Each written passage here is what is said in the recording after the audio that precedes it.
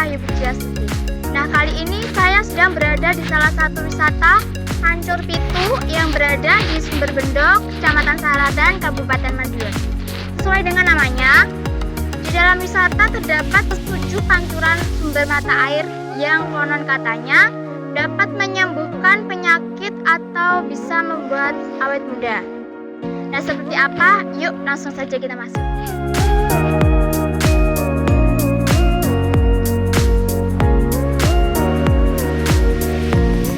Sejumlah pariwisata di Kabupaten Madiun berlomba-lomba mengembangkan bidang pariwisata.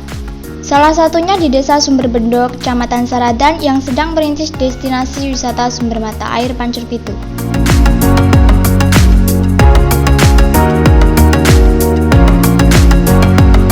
Sesuai dengan namanya, terdapat 7 pancuran sumber mata air yang berada di lereng Gunung Pandan. Air dari salah satu pancuran dinilai mampu mengobati penyakit stroke, juga dipercayai dapat membuat awet muda dan lancar rezeki bagi mereka yang mandi di sana. Pancur Pitu adalah sumber mata air asli dan bukan hasil dari pengeboran. Awal mulanya, Pancur Pitu adalah sumber air yang digunakan para petani untuk mengairi sawah dan kebutuhan hidup lainnya. Meskipun pada musim kemarau panjang, sumber air Pancur Pitu tidak pernah mati. Selain 7 pancuran sumber mata air, di sana juga terdapat pohon jambe yang berjumlah 7. Kebetulan juga secara tidak sengaja, konon katanya pembangunan juga bertepatan dengan angka 7, yaitu dalam kurun waktu 7 bulan pembangunan berhasil diselesaikan. Fasilitas yang mereka tawarkan cukup beragam, mulai dari tempat untuk bersuah foto, rumah panggung, gazebo, kolam renang, dan masih banyak lagi. Selain spot-spot yang menawarkan keindahan, di sumber mata air Pancur Pitu juga terdapat sajian kuliner berbahan dasar porang, yang diolah menjadi bakso porang, dendeng porang, dan donat porang. Karena porang sendiri merupakan tanaman khas yang ada di Kabupaten Madiun, sehingga masyarakat sekitar wisata Pancur Pitu mengolahnya menjadi aneka makanan untuk dijual kepada para pengunjung yang datang ke wisata Pancur Pitu.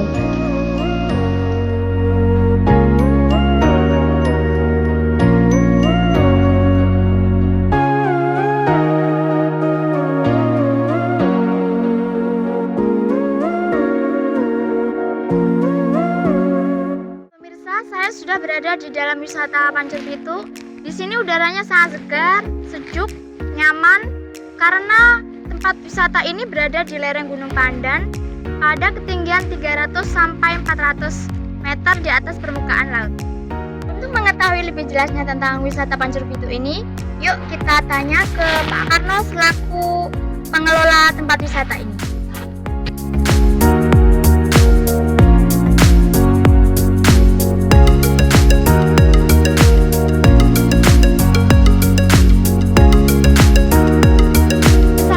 Bapak, apa kabar? Waalaikumsalam. Kabar baik, Pak. Sehat. Ya. Alhamdulillah. Sebelum menjadi tempat wisata, sebelumnya tempat ini sebenarnya tempat apa ya, Pak? Ceritanya begini, Pak. Dulu sebelum ini ditetapkan menjadi wisata, dulu itu pemandian untuk nyuci warga, mandi, cari air bersih, minum. Itu warga Dusun Orowaro ini ambilnya di sini, semuanya di sini. Mandi, cuci, air minum semuanya di sini sebelum dibangun. Sudah lama. Lalu apa yang menjadi motivasi untuk menjadikan sumber mata air Pancur Pitu ini menjadi tempat wisata? Iya. Sebelum itu saya jelaskan dulu namanya itu bukan Pancur Pitu, namanya Karangbanyu. Oh iya. Asli namanya Karangbanyu. Terus kita dengan warga sepakat untuk dijadikan wisata dan sepakat dinamakan wisata Pancur Pitu.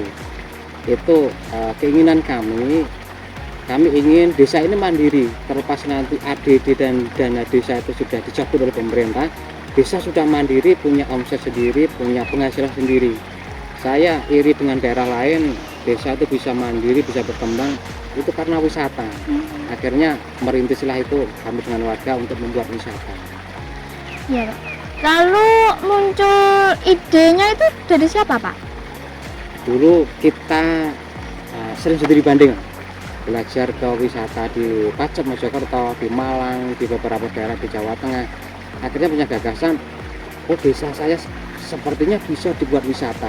Kebetulan kita tanya ke desa dan di ini kan lokasi perhutani itu ternyata boleh. Kita ajak masyarakat, oh ini bagus Pak, ayo. Itu berangkat saya dengan Pak Lurah dan teman-teman ini untuk membuat wisata. Iya Pak, lalu pembangunannya ini berapa lama Pak?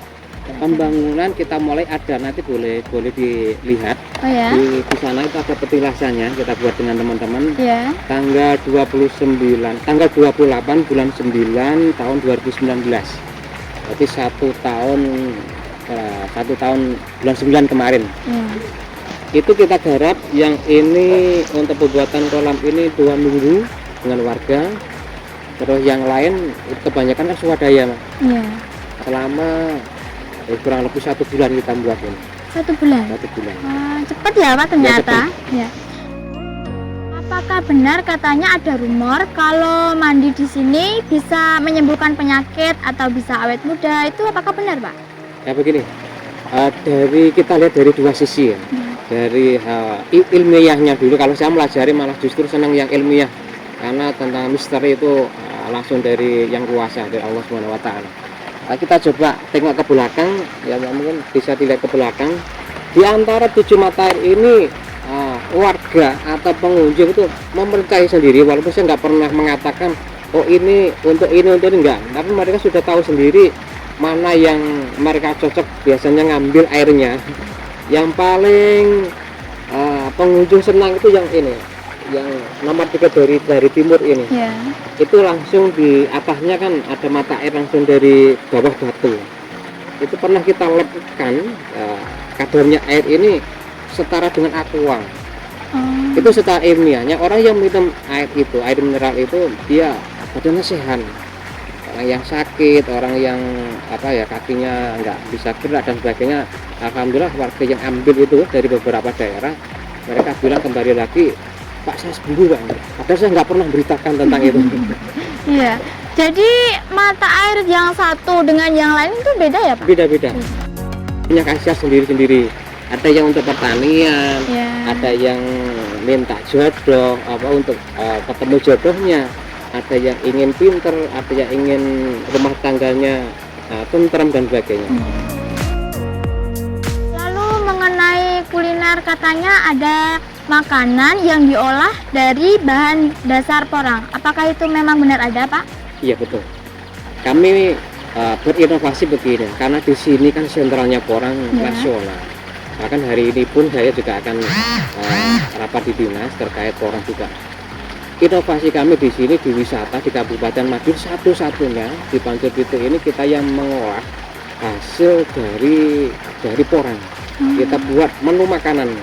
Ini salah satu contoh ya. Dia petani di sini enggak hanya tanam porang, jual porang, tapi bisa mengolah sendiri dan bisa merasakan. Kita buat ada dendeng. Dendeng porang? itu kalau jadi persis empalnya sapi, daging sapi porang. Oh, Itu terbuat dari tepung sama jamur sayur itu. Kita buat bumbu, begitu jadi seperti empal sapi, persis itu. Yang kedua ada bakso porang, ada donatnya porang, ada crispy-nya porang. Terus macam banyak sekali itu, Pak. Banyak. Itu dari porang semua. lalu apa kedepannya untuk mengembangkan wisata Pancur Pitu ini? Kita sama teman-teman dan pengelola dan baik desa dan perhutani sama-sama kerjasama. Setelah ini tahun ini ya kita finishing pembuatan kolam ini yang lebih luas ini, terus pembuatan taman bermain di atas, terus pembuatan tempat pendopo, terus warungnya Pak Darwis. Banyak sekali, pas terminal sudah ada Mbak, tinggal kita menerapkan aturan-aturan itu. Ya Pak, dari pukul berapa sampai pukul berapa tempat ini dibuka dan ditutup? Kami buka kalau sudah jam normal ya, karena Ya. ini hari pandemik ya. Kalau jam normal kita buka pagi jam 8, sore sampai jam 4.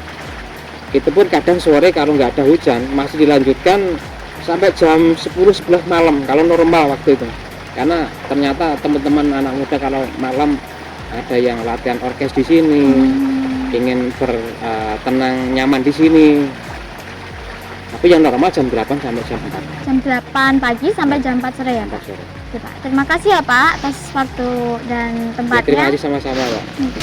Ya pemirsa, itu tadi penjelasan dari Pak Karno tentang wisata Pancur Pitu ini. Nah pemirsa, demikian tadi wisata sumber mata air Pancur Pitu yang berada di Desa Sumber Bedok, Kecamatan Saradan, Madiun. Untuk pemirsa yang ingin berwisata, Pancur Pitu mungkin bisa menjadi salah satu tempat wisata yang wajib Anda kunjungi karena selain menawarkan keindahan tempatnya, juga menyajikan aneka makanan yang berbahan dasar porang.